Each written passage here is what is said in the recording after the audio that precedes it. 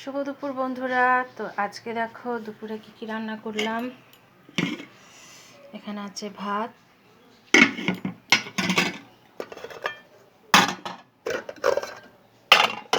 এখানে হলো মুগ ডাল।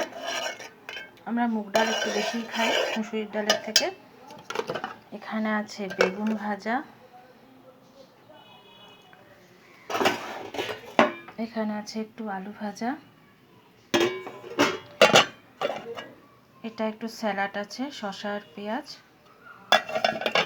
এটা না সকালে ছোলা সেদ্ধ করেছিলাম গোপালের জন্য, একটুখানি রয়েছে।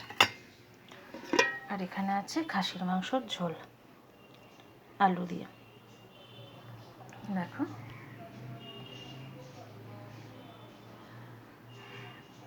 তো ঠিক আছে বন্ধুরা, আমরা খাওয়া দাওয়া করে নিচ্ছি, তোমরাও ঠিকঠাকভাবে খাওয়া দাওয়া করে নাও। এখানেই আমার ভিডিওটা রাখছি। টাটা।